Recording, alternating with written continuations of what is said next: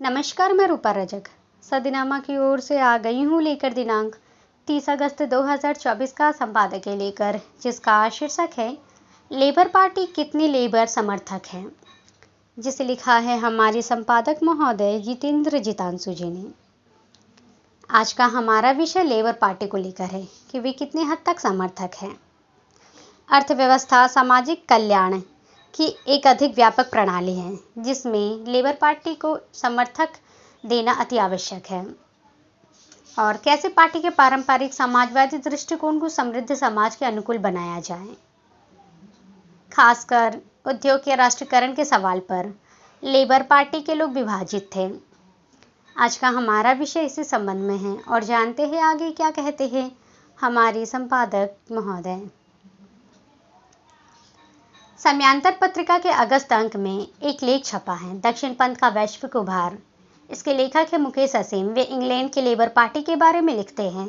उधर labour party का नाम जरूर भ्रमित में शामिल करता होगा, पर कीर स्टारमर के नेतृत्व में लेबर पार्टी कई मामलों में कंजर्वेटिव पार्टी से भी अधिक दक्षिण पंथ अवस्थिति पर है। जंगखोरी के साथ ही सार्वजनिक सेवाओं में कटौती, शिक्षा और स्वास्थ्य क्षेत्र में कटौती तथा मजदूर आंदोलन का दमन उसकी मुख्य नीति रहने वाली हैं। इसके इतिहास को देखें तो इसका जन्म 20वीं सदी के अंत में मजदूर वर्ग के लोगों की हताशा के कारण हुआ था, क्योंकि वे संसद में उम्मीदवार खड़ा करने में असमर्थ थे। लिबरल पार्टी, जो उस समय ब्रिटेन में प्रमुख सामाजिक सुधार पार्टी थी, 1900 में trades union congress, British trades यूनियनों का राष्ट्र महासंघ ने स्वतंत्र लेबर पार्टी 1893 में स्थापित ने लेबर रिप्रेजेंटेशन कमेटी की स्थापना की, जिसने 1906 में लेबर पार्टी का नाम लिया। शुरुआती लेबर पार्टी में राष्ट्रव्यापी जन सदस्यता या संगठन का अभाव था। 1914 तक इसने मुख्य रूप से लिबरल्स के साथ एक अनौपचारिक समझौते के माध्यम से प्रगति की, जहां भी संभव हो एक दूसरे के खिलाफ उम्मीदवार नहीं खड़े करने थे। प्रथम विश्व युद्ध के बाद पार्टी ने कई कारकों के कारण बड़ी प्रगति की। सबसे पहले लिबरल पार्टी ने गुट या विवादों की एक श्रृंखला में खुद को अलग कर लिया। दूसरा, 1918 जन प्रतिनिधित्व अधिनियम ने 21 वर्ष या उससे अधिक आयु के सभी पुरुषों और 30 वर्ष या उससे अधिक आयु की सभी महिलाओं को चुनावी मताधिकार प्रदान किया। और तीसरा, 1918 में लेबर ने खुद को लोकतांत्रिक संविधान और राष्ट्रीय संरचना के साथ औपचारिक रूप से समाजवादी पार्टी के रूप में पुनर्गठन किया। पार्टी का नया कार्यक्रम फेबियन सोसाइटी के नेताओं सिडनी और बीट्राइस वेब द्वारा तैयार किए गए labour and the new social order ने लेबर को न्यूनतम वेतन और अधिकतम कार्य सप्ताह के साथ पूर्ण रोजगार, उद्योग पर लोकतांत्रिक नियंत्रण और सार्वजनिक स्वामित्व, प्रगतिशील कराधान और शैक्षिक और सामाजिक सेवाओं के विस्तार के लिए प्रतिबद्ध किया। 1922 तक लेबर ने सत्तारूढ़ कंजर्वेटिव पार्टी के अधिकाधिक विपक्ष के रूप में लिबरल पार्टी की जगह ले ली थी। 1924 में उदारवादी समर्थन के साथ जेम्स रामसे मैकडॉनल्ड ने पहली बार लेबर सरकार बनाई, पहली लेबर सरकार। हालांकि उनके अल्पमत प्रशासन को एक वर्ष से भी कम समय बाद नए सोवियत संघ, सोवियत राज्य के प्रति सहानुभूति और पार्टी के भीतर कथित कम्युनिस्ट प्रभाव के सवालों के चलते गिरा दिया गया।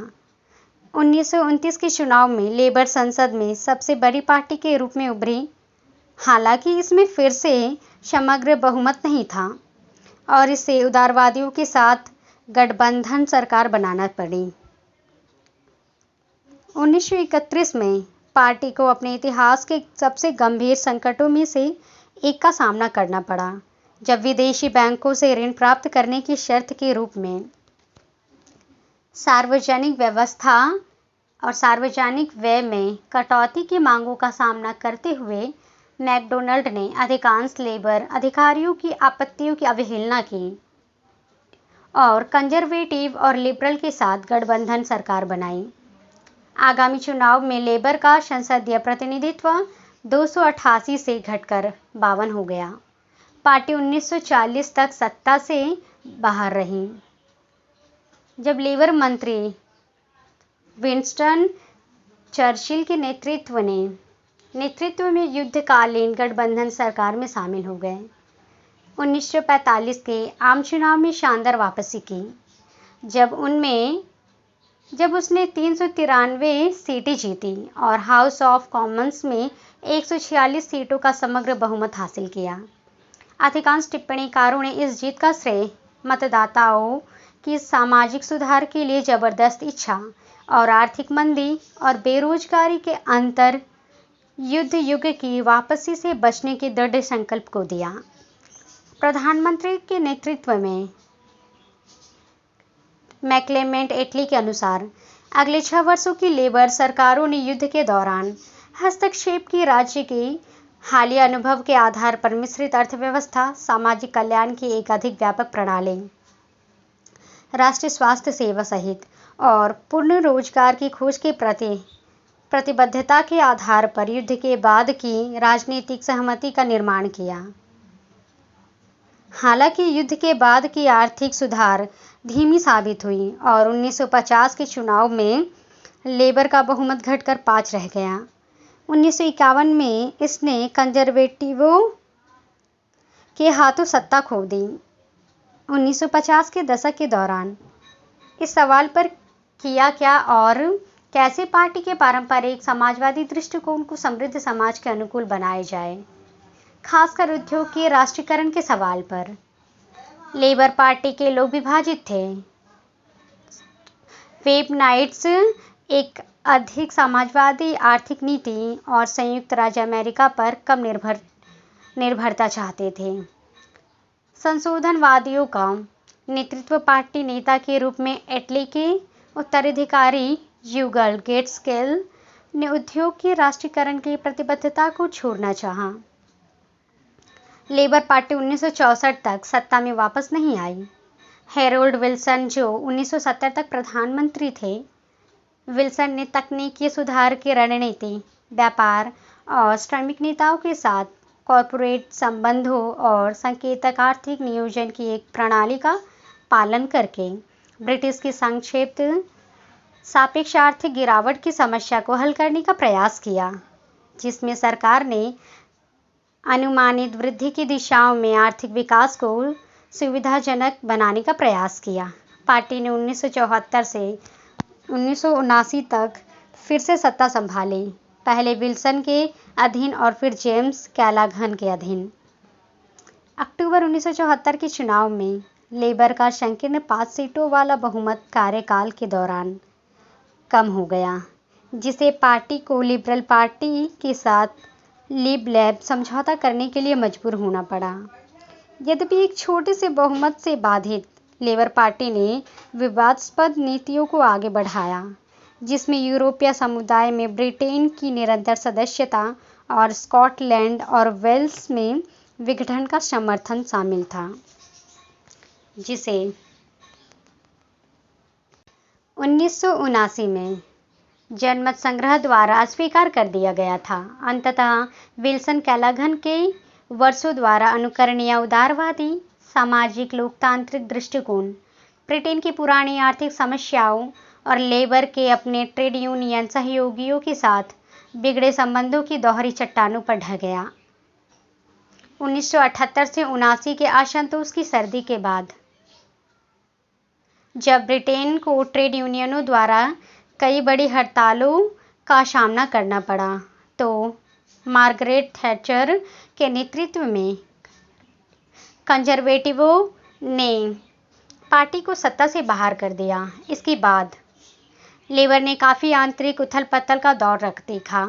प्रमुख ट्रेड यूनियनों के नेताओं की सहायता से पार्टी के वामपंथी विंग्स ने कई संगठनात्मक सुधारों को लागू करने में सफलता प्राप्त की, जिससे संसदीय उम्मीदवारों और पार्टी नेताओं के चयन में जमीनी स्तर के कार्यकर्ताओं और ट्रेड यूनियनों की शक्ति बढ़ गई। जवाब में कई प्रमुख सांसदों और समर्थकों ने लेबर से अलग होकर एक अलग पार्टी की स्थापना की। 1981 में सोशल डेमोक्रेटिक पार्टी एसडीपी से चुनाव जीते। 1983 के आम चुनाव में कैलाघन के उत्तराधिकारी माइकल फूट ने एक क्रांतिकारी घोषणा पत्र प्रस्तुत किया, जिसे गेराल्ड कॉफमैन, संसद के एक लेबर सदस्य और पार्टी के सुधारों के आलोचक, ने इतिहास का सबसे लंबा सुसाइड नोट करार दिया, जिसमें उद्योग के व्यापक राष्ट्रीयकरण, आर्थिक नियोजन, एक तरफा परमाणु निरस्त्रीकरण और यूरोपीय समुदाय से यूनाइटेड किंगडम की वापसी का प्रस्ताव था।